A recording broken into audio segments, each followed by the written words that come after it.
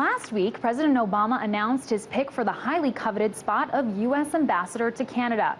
His name is Bruce Heyman, and if confirmed, he'll be joining the administration not as a career Foreign Service officer, nor as a career politician, but rather a career investment banker.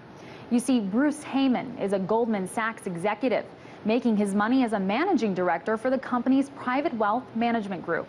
So what kinds of qualifications does Heyman have that merits the top diplomatic spot? Well, according to Canadian newspapers, he's done trades in Canada, with the country being his regional focus while at Goldman Sachs. However, there's one other small qualification that's important to note. Mr. Heyman has been one of Obama's top bundlers or fundraisers for his presidential campaigns. Both Bruce Heyman and his wife started giving to Obama back in 2007 and even hosted a fundraiser in their home that year.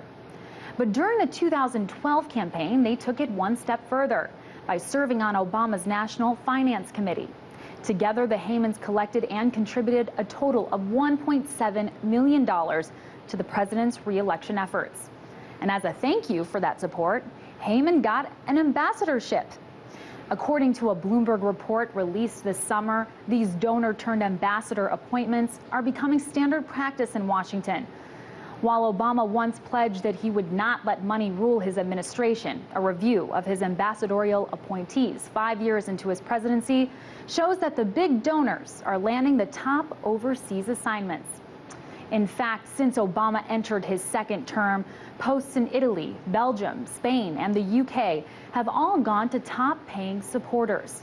And at least 26 of Obama's current and nominated ambassadors were major contributors, giving at least $13.6 million to the president, the Democratic Party, and congressional candidates.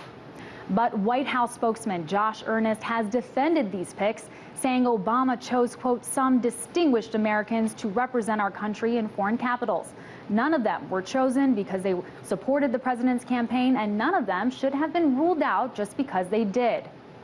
However, it's not only the donor that's seemingly getting a return favor here. It's the president as well. Not surprisingly, these donor ambassadors happen to also be some of the wealthiest ambassadors. And according to Bloomberg, to keep their top spots, they're continuing to donate the big bucks.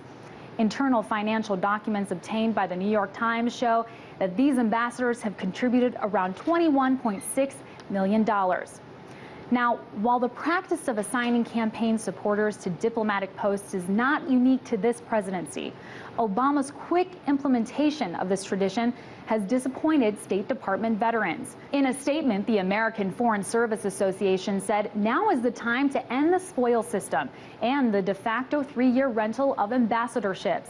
The appointment of non-career individuals, however accomplished in their own field, to lead America's most important diplomatic missions abroad should be exceptional and circumscribed, not the routine practice it has become over the last 3 decades.